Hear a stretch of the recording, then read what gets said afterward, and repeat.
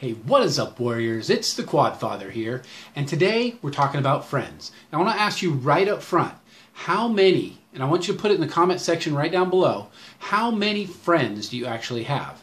Now, that's a tough question, actually, because when I was a kid, friends were friends, man. You either hung out with them or you didn't hang out with them, and that was your friends. Now there's Facebook friends, Instagram friends, there's followers, there's subscribers, there's all these different categories of people. But I'm talking about IRL, in real life friends. Put in the comment section below how many you have, because I say I have 3. Just 3 friends. Makes me sound like a loner, doesn't it? But, you know, last night, no, it was 2 nights ago, I went to the Lakers-Kings game, okay? And I went with my friend. Now, this is a friend who I've had for, 35 years. And that got me to thinking, what is a friend? How is it that he and I have been able to stay so close for so long? So I wrote down a few ideas, and I thought I'm going to give them to you, because knowing who your friends are and what they're about and are they really your friends is one of the keys to success in life, because one of the big disappointments in life is when your friends let you down or the people who you trust and care for disappoint you. So if you can sort this out, it will help you on your path to enjoyment of life. Okay? So one of the first things is notice who are the dramatic people. Who are the people who are always bringing drama into your life? You don't want those people around. Okay? Sometimes they're exciting. Sometimes they're invigorating. They make for great stories. But they're not always the people who are going to make you be the best you can be. Okay? So just think about who those people are. Okay? So then you get to choose, now, who are you going to keep around you? Well, that's kind of it's a difficult question, right? Because we have friends for different reasons. At least I do, and I admit it. And this is going to make me sound shallow or not very not very warm and fuzzy. But I've noticed, it was really through my college years, that I have friends for different reasons. I have friends that I want to hang out with when I want to laugh and have a good time and party and just throw caution to the wind and do those types of things. That's one kind of friend, and I can name a few friends who I have like that. I don't require them to be responsible for me or be there when I'm down and lift me up.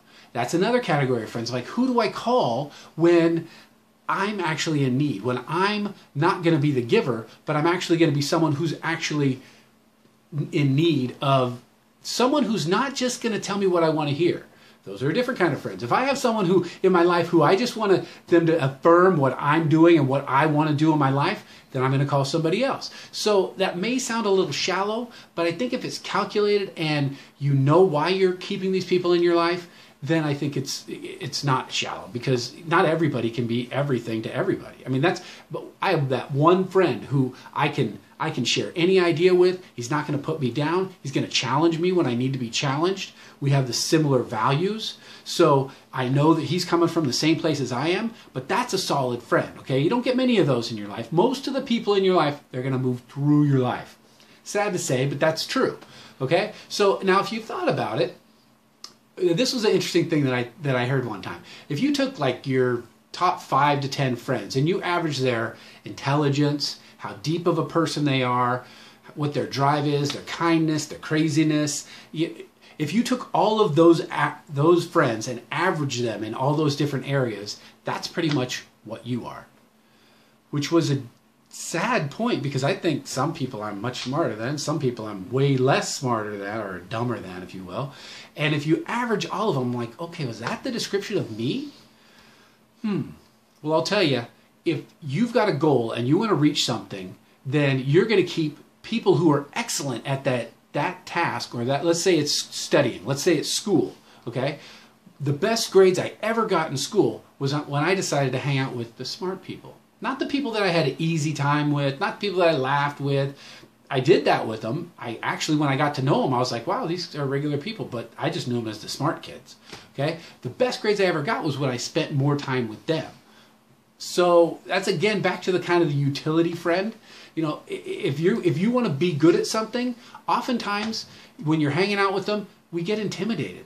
A lot of people are jealous of people who do really well in a certain area that they want to do well in.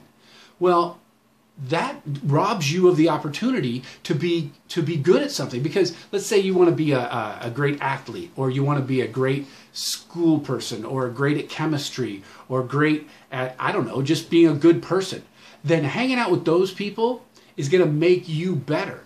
And if you're jealous of them, and if you tear them down and don't want them to be good at what they're good at, then you're missing the opportunity to be inspired by them. I have friends who are just type A and just go after things, go after things, go after things. And when I want to get things done, that's who I hang out with. That's who I talk to. That's who I get on the phone or text or whatever when I really want to have inspiration. So check out who you are hanging out with and what you get from them. Okay, that will make you a better person and be the person you want to be. Okay, so I don't assume that I always know everything, and it's okay for me to not know everything. Heck, I'm still learning, and I'm almost 50 years old. If I think that I know everything, and nobody else can be better than me, or nobody else can be right when I'm wrong, then I lose the opportunity to learn. Unfortunately, it can be a little humbling, because you have to admit that you don't know stuff. You have to admit that you need help. You have to admit that maybe you're mistaken in your beliefs. But if you're okay with that, if you're solid in who you are, then you can go, yep, I'm wrong with that. Yep, I was way off base. Yep, I'm sorry, I made a mistake. I was wrong. That's a huge skill. And you know what? Those are the type of people I want to be around. The people who can admit what's going on with them, the people who apologize when they make a mistake, not try to blame it on everybody else and tell it's how it's not their responsibility. Because if I'm doing that, then I expect that out of the people in my life. Okay? So in summary, keep the people around you who inspire you to do your best. Check out why you're hanging out with someone. If they're treating everybody else badly, and they're gossiping and they're talking crap about everybody, then odds are, as no matter what you want to believe, they're going to do that about you eventually, or maybe they already are. Because everybody has, Charles Manson, you may not know him, a a legendary mass murderer, a guy who organized people. You know what? He has a fan club. So the fact that people are nice to their friends, or nice to their loved ones, not exactly something that I'm interested in, because everybody's nice to the people who are nice to them. Everybody's nice to their family at one time or another. So judge people by how they treat the people that they don't need to get anything from.